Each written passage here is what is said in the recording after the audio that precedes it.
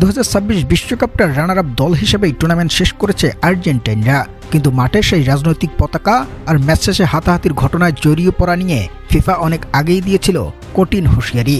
আর অবশেষে এবার কোন শাস্তির মুখে পড়তে যাচ্ছে আলবিসেলেস্তারা? তবে কি ফুটবল থেকেই নিষিদ্ধ হতে যাচ্ছে মেসির আর্জেন্টিনা, নাকি ভিন্ন পথে হাঁটবেন জিয়ান্নি ইনফান্তিনো?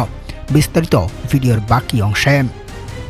প্রদর্শক, ইংল্যান্ডের বিপক্ষে ম্যাচ শেষে লো সেলসো আর নিকোলাস ওতামেন্ডি শুরুতেই সেই রাজনৈতিক পতাকা হাতে নিয়ে দাঁড়ালেও পরে গোটা আর্জেন্টিনা দলটাই সেই পতাকার সাথে যুক্ত হয়েছিল। আর মালভিলাস সেই দ্বীপপুঞ্জের বিতর্ক আরও চরম পর্যায়ে তুলে নিয়ে এসেছিল, যেখানে ফিফার নিয়মে অনেক আগে থেকেই স্পষ্ট বার্তা দেওয়া আছে কোনো প্লেয়ার বা কোনো সমর্থক রাজনৈতিক পতাকা হাতে মাঠে প্রবেশ করতে পারবে না, আর প্রবেশ করলেও তাদের জন্য থাকবে কঠোরতম শাস্তি।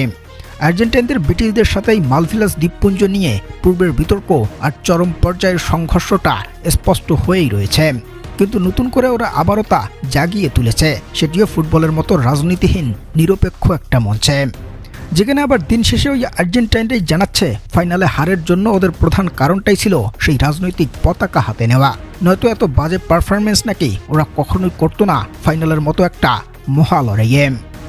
এদিকে আবার প্লেয়ার ও গোটা দলের শাস্তির কথা শুনে হাত গুটিয়ে বসে থাকতে চায় না ওদের এএফএ সভাপতি ক্লাদিও তাফিয়া।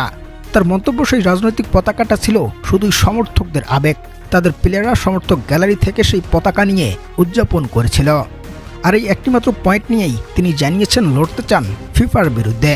তবে বিতর্কের শেষটা তো আর এখানেই হয়নি।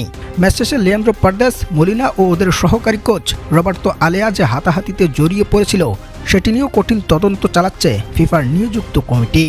আর দিন শেষে এবার সবকিছু মিলেই বড় নিষেধাজ্ঞায় পড়তে যাচ্ছে আর্জেন্টিনা দলটা। সম্ভাবনা আছে আন্তর্জাতিক ফুটবল থেকে বেশ কয়েকটা ম্যাচ নিষিদ্ধ থাকার পাশাপাশি বড় অঙ্কের জরিমানার সম্মুখীন হতে হবে প্লেয়ারদের।